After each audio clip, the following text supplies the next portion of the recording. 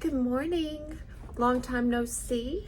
I just can't get over the way I look right now, and I'm literally thinking about putting this up on YouTube with me looking like this. Anyway, how about we catch up and you can sit and get ready with me? All right, we're wasting time.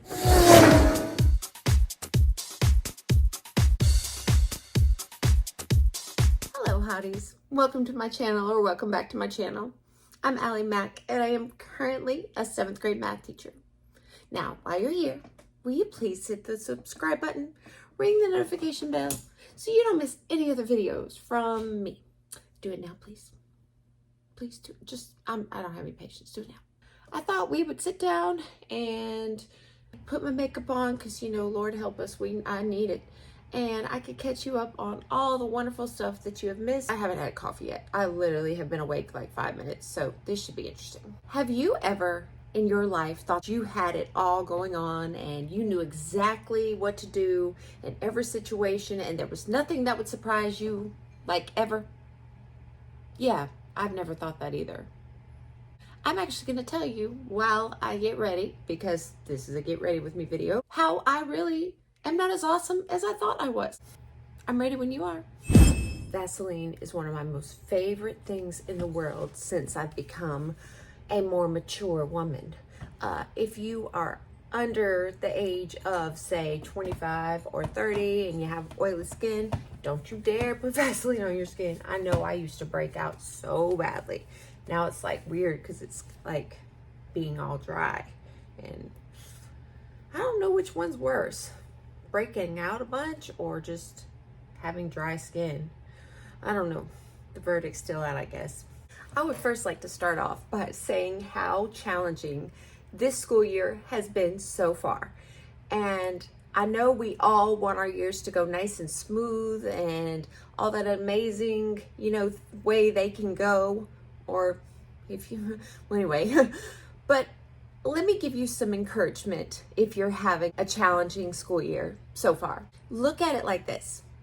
You're going through boot camp, and the more challenging moments you have, that is more experiences and more ways for you to regroup, reflect, and come up for a way for it not to happen again.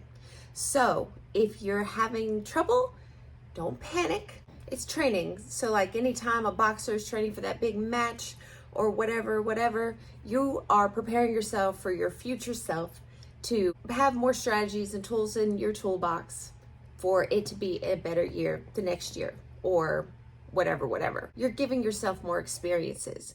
Because I don't know about you, I have not learned anything from having a perfect, smooth school year. Because isn't that how we learn? We make mistakes, especially if you're a math teacher. So I just wanted to give you some encouragement.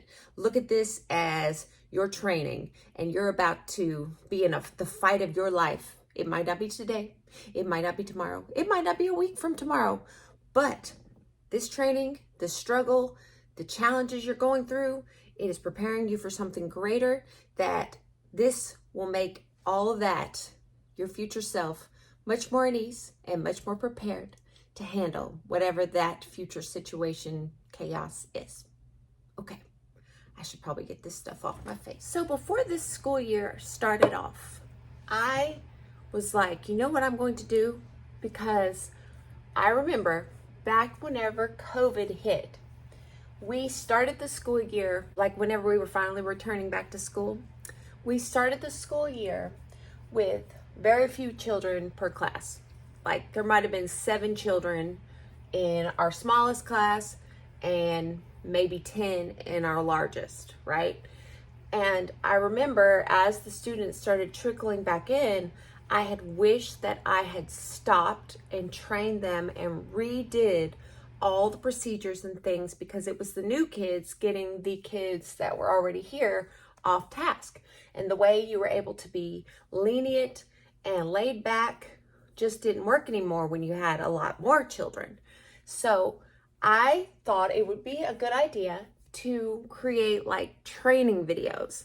So at the beginning, before school even started, I made videos of my rules, my expectations, how to enter the classroom, procedures, things about me, all that good stuff, with the idea that students, whenever I did get a new student, their first day, they would watch these training videos. And I really, really thought that was a great idea. And I made them and I showed the videos, but I have not done really good with the follow through as far as showing those videos to new students. The reason why is a lot of the videos that I created, I've changed certain procedures. So I think I know how to fix this problem for years coming, and I might even redo those instructional videos. Don't make your instructional videos or your training videos on how to be a student in your class super duper long and detailed. Maybe stick to the basics, have them just a few minutes for each one. That way, if something changes, you can just scrap that one and then, show the rest. So anyway, I just figured while I was putting my makeup on, I would share with you some of these great ideas I've had and some that have worked. And of course, there's always the ones that did not work. That was one that hasn't worked yet. It is like an idea that is still in the oven. It's being baked, and I pulled it out before it was too early. It was too early. I hadn't done the Q-tip test. Q-tip test. Oh God, that would be gross. Toothpick test. Wow. Ooh, that's a big difference. To see if it came out all nice and clean. Just in case any of my current students see this video, I want y'all to know that I love you so much. I love you from the pits of my soul.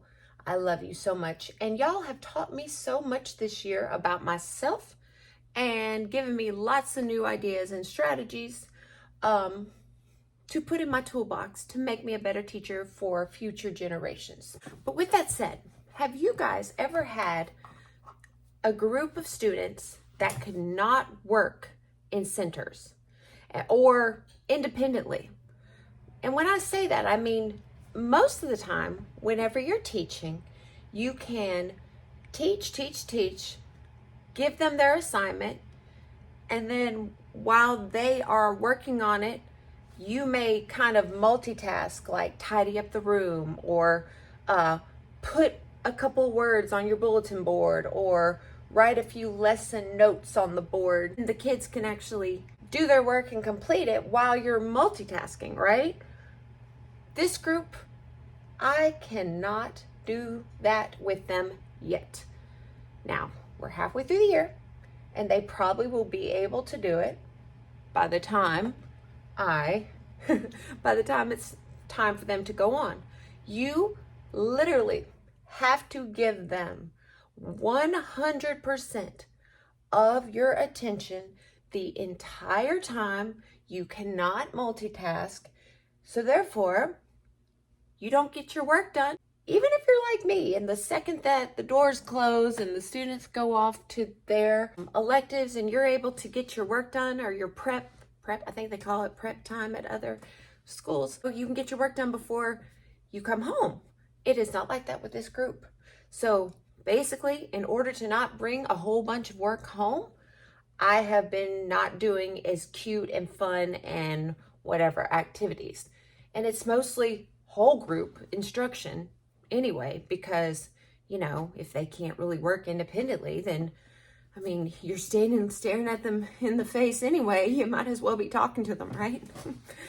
Anyway, I'm working on it. I've had some, And even in circumstances when you think they're working, because they're being so quiet and they're being so good, I'll go back behind them and realize they had not done any of my work. And a lot of times it's even the really smart ones, the ones that you think would have done their work. Now, there are like a few. I'm not saying they all don't do this, but it's the majority of them. You know what I mean? It's the majority of these children. And I think it's because they were in third grade whenever COVID hit. And so therefore they are missing some of those foundational things they needed. We're working on it. They're going to get it. They are going to get it. Random thought. When I first started teaching, I was told never, ever let students see you cry. And I had been really, really good at this.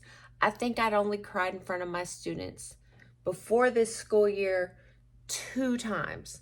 The first one was when I taught 4th grade a million years ago, when this little boy was making fun of the sweetest little girl, calling her fat, and made her feel really bad about herself. And she was sitting on the floor in her cute best Sunday school dress, because it was picture day, just crying, and it just broke my heart. So I started crying, and that was the first time. And then the second time was I was dealing with a lot of personal family issues, and this little girl asked if she could go to the bathroom, and I told her no, and she called me, like, she cursed me out. And I mean, it wasn't because she cursed me out. I've been cursed out before, but you know, all that stuff, and I'd had a really rough morning, and you know, so I cried. But this year I have cried at least 3 times, had to call an admin to come watch my class so I could get myself together. And this isn't just the cry, this is the the ugly cry, unstoppable, can't console myself cry. And both times afterwards, you know, whenever I did finally get myself back together, the students, by the way, if you hear my cat, she's trying to get in the other room and bug all the people that are sleeping. So if you hear her, just ignore her. I always do. Usually she stops, sometimes she doesn't.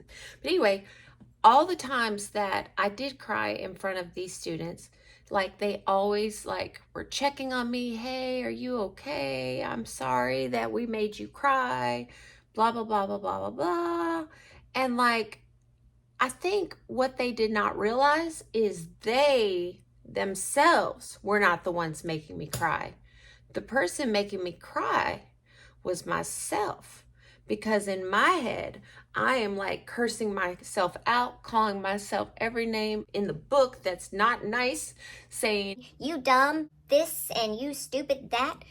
How have you been a teacher this long and you have students that can still make you cry? Like, have you learned nothing from all the years of blah, blah, blah? So it's like me in my own head, cursing my own self out, telling myself that you're never going to be good at this, you're never going to get this. That kind of thing. I came up with a plan. Usually, the classes that I usually struggle with the most are the ones that I have after lunch or after like their electives, right?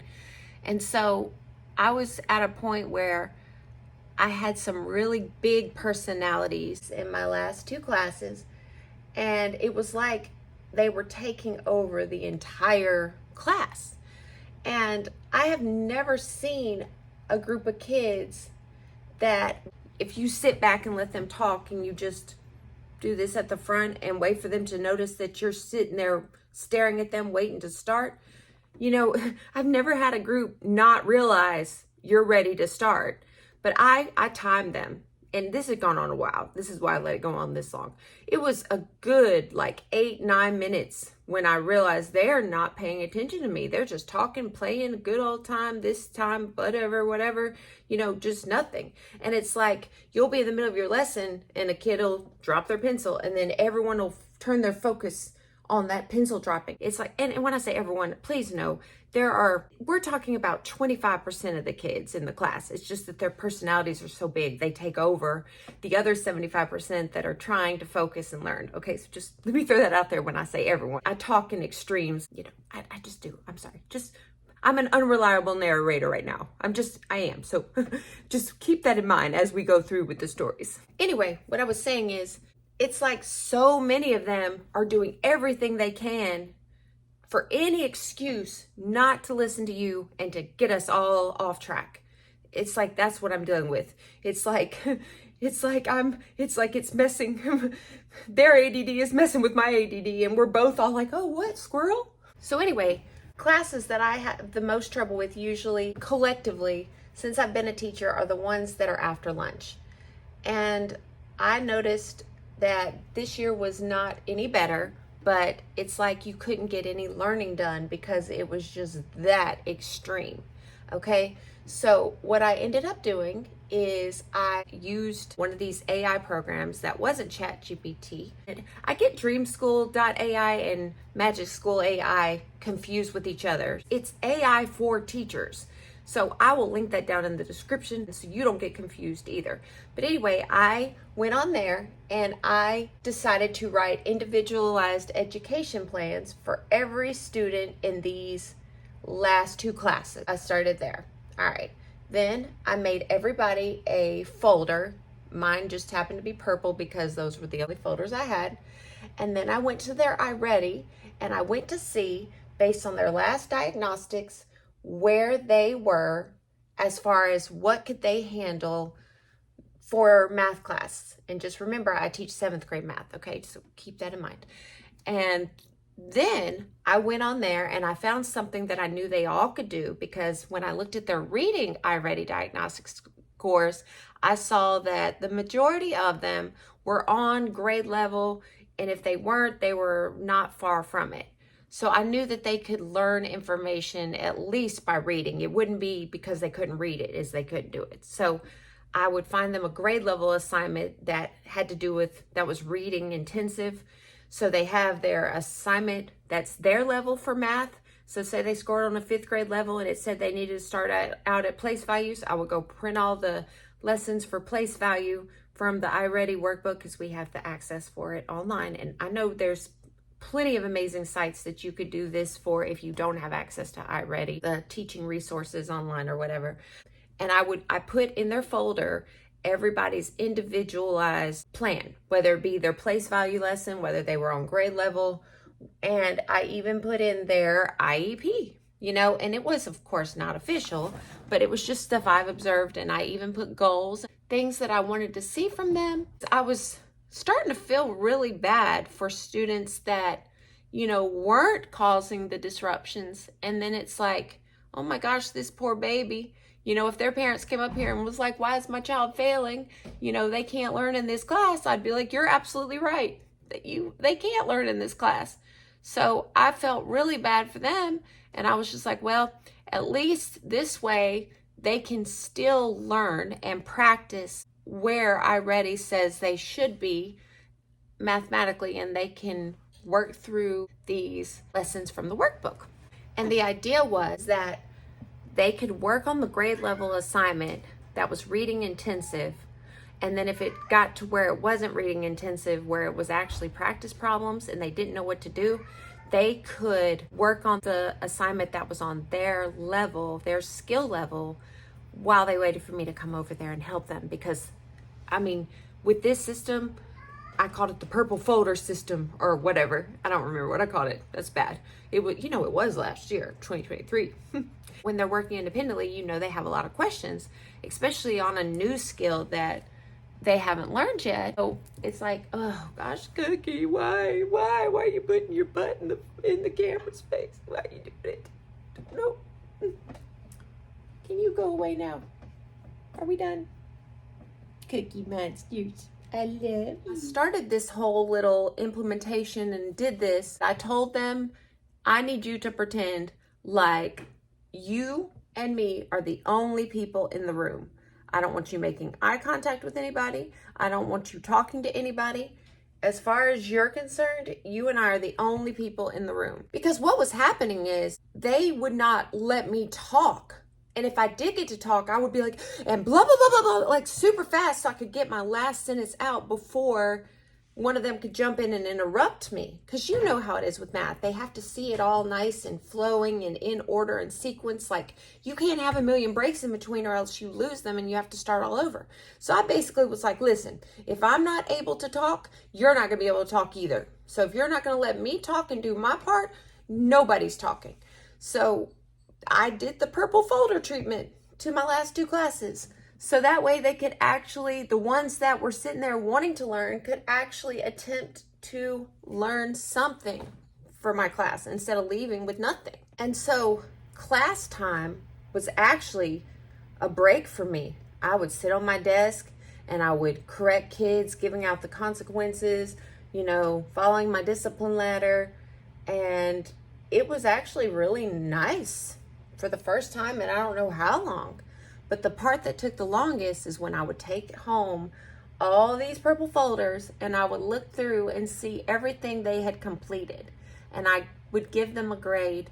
I would write lots of feedback on their papers, and if they completed an assignment, I put one type of sticker on their purple folder, and if they got I think 80% or higher on that assignment, I gave them like a platinum star. You know what I mean?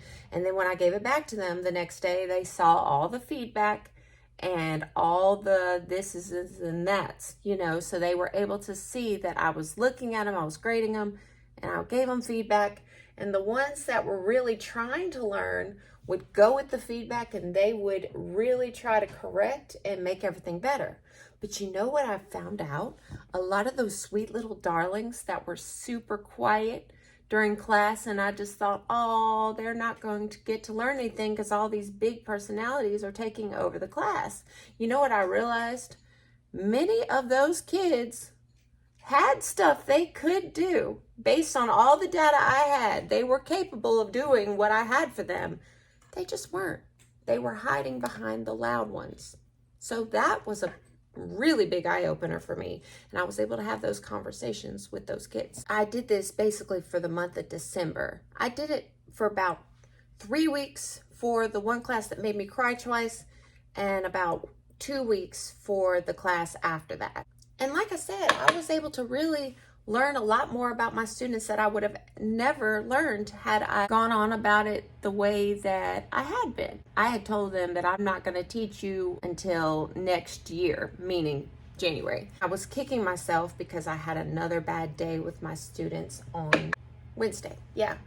So, and it was kind of like the first day of the school year where I actually stood in front of them and did all the like extra stuff, because I knew that, at my school, and it might be across the country also, a lot of times kids will not come back the day after break.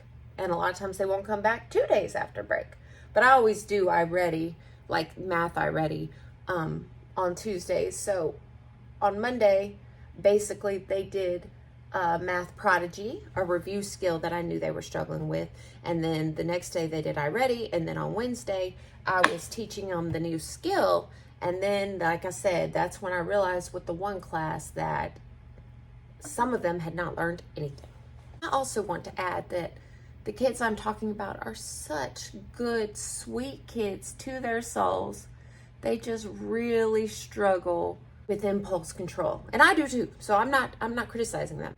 But it's like, we can't teach like that. I realized this is another one of those ideas that wasn't fully cooked yet, that instead of teaching them solely content, like in their purple folders and their individualized education plan, I should have been putting in things in there about how to be a student, to, make up for all that they missed whenever, COVID happened. They just haven't picked it up since we've been back fully since COVID.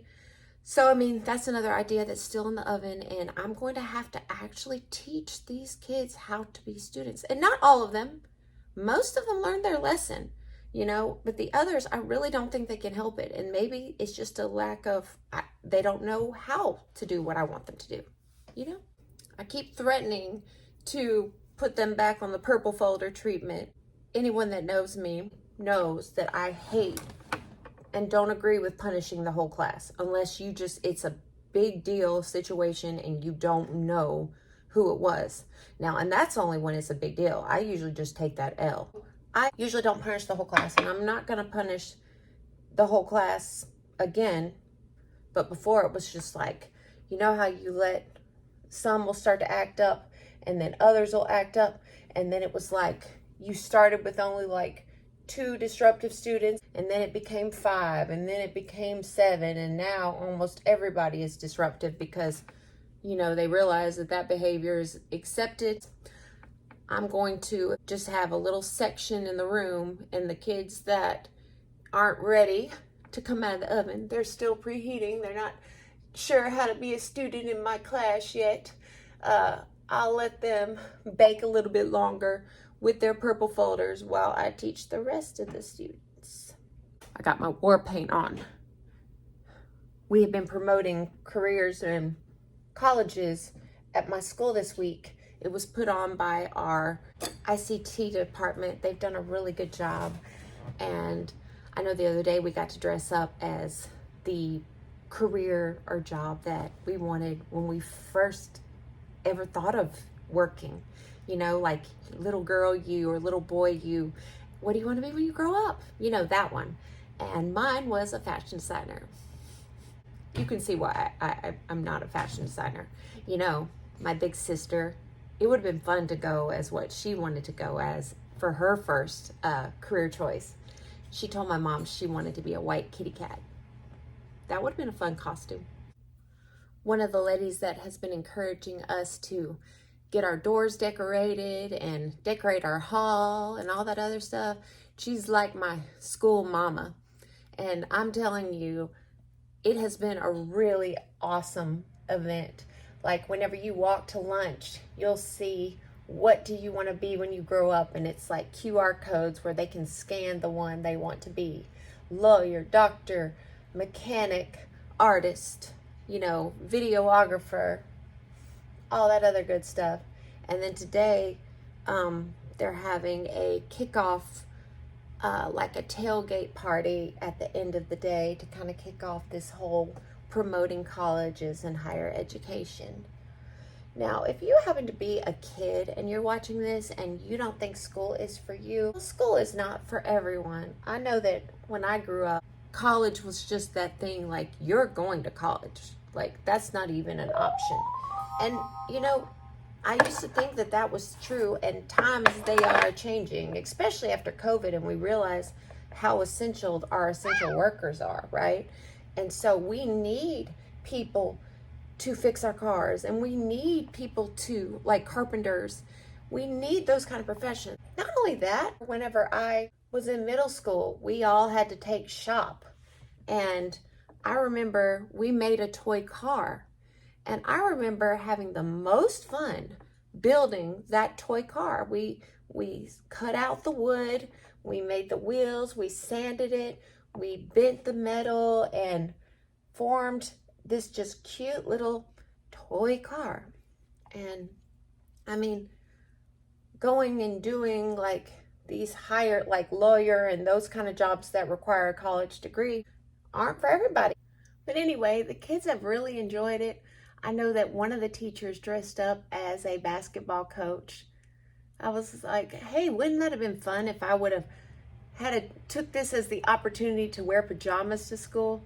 You know, come in and be like, hey, I wanted to be a housewife. Whenever I was on maternity leave, I just remember not having any time to yourself. You're responsible for cooking, cleaning, you know, laundry, and basically taking care of all the other stuff. And it's like, bless all of you women out there or men out there that are taking care of your families. Like, it's a really, really good job and really underappreciated by far. I will say this though about this group of students that I have this year. I have never laughed out loud this hard with any other group this soon in the year. Like normally it takes a lot for me to just laugh really hard and loud. But this year they have got me like several times where I like had to bend over, lean against the wall, cover my face. I was laughing so hard. And like and look, I would tell you what happened in those situations, but it's one of those things where you kind of had to be there. So if I tell you, you're going to be like, that's not funny. But y'all have been there. Y'all have heard kids do stuff. And it's like, just, y'all are so funny. Why am I not that funny? Like, I try to be funny, but my mom always says that I'm only funny when I'm not trying to be funny. I am going for yellow eyeshadow today because my school colors are black and yellow, and this very used and well-loved Take Me Back to Brazil palette that I need to buy another one of because this one is almost expired, from BH Cosmetics. This video is not sponsored. This is just my favorite palette to go to whenever I need a color for my eyes. Yes, so I'm going to do yellow eyeshadow, black, gold, and white. So that's what I'm doing to kick off the last day and the tailgate party we're having at the end of the day today.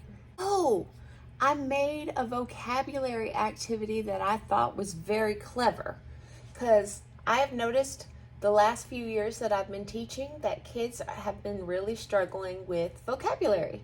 So let me tell you what I did.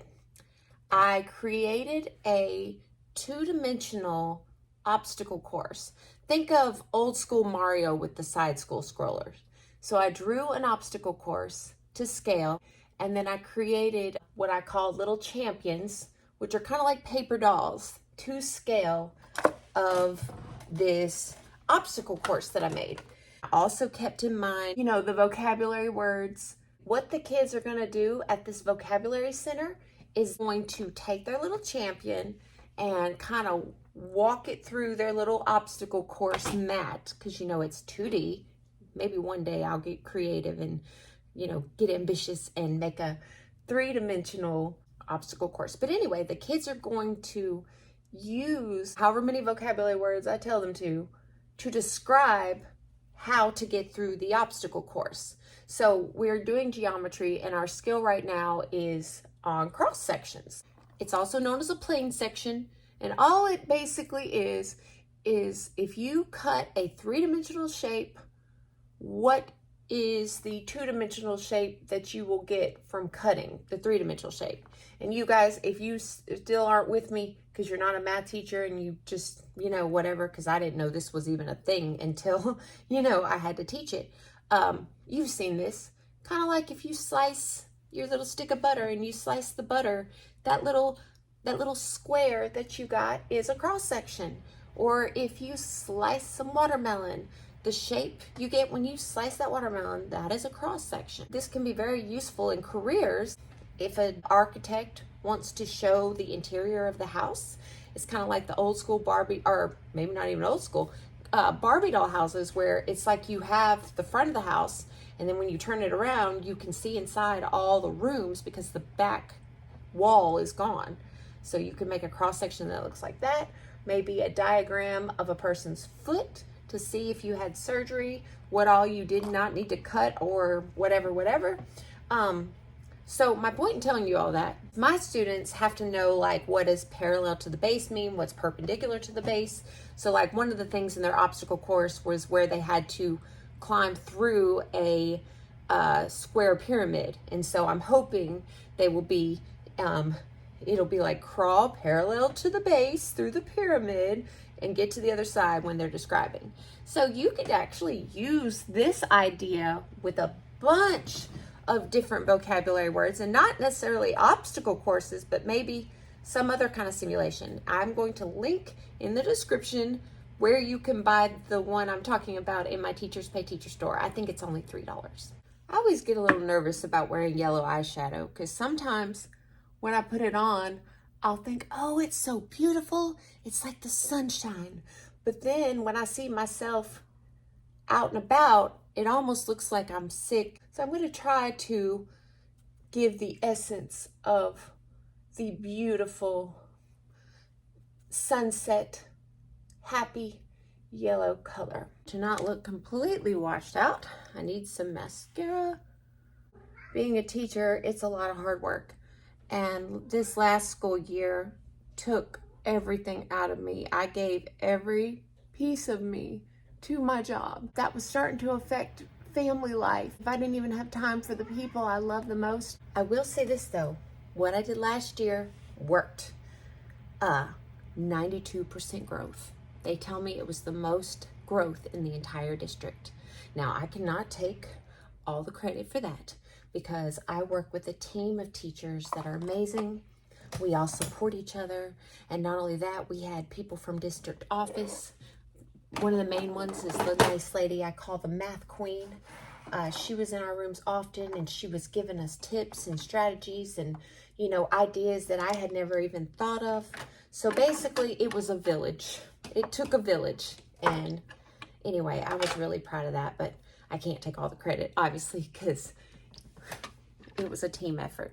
With that said, it was a team effort, but I literally, when I was awake, I was working and preparing and studying data and analyzing and figuring out what to do. So if it weren't for that, I wouldn't have got the growth either. But if it weren't for my team and my mentors and stuff like that, I wouldn't have necessarily known the correct direction to go in. You know what I mean? I might have gone in a completely different direction. I just realized I have like 20 minutes before I have to leave. I need to just be snappy. How crazy are these lashes? I don't know what I'm gonna do with my hair. I've got like 5 minutes to figure something out, so I'll be back in a jiffy. This is what I have. I guess it's gonna have to do. I put on my class ring and the bracelet that my husband gave me. I don't know if you can see it. What? Oh, there it is. And of course, this isn't the color I would have chose, but I have to be at work in 7 minutes. Oh, see you in just a minute. All right, y'all, this is the final look. Let me do a little model for you. I'm gonna walk this way and then walk this way. Let me put that there. So, final look. Southern Miss to the top.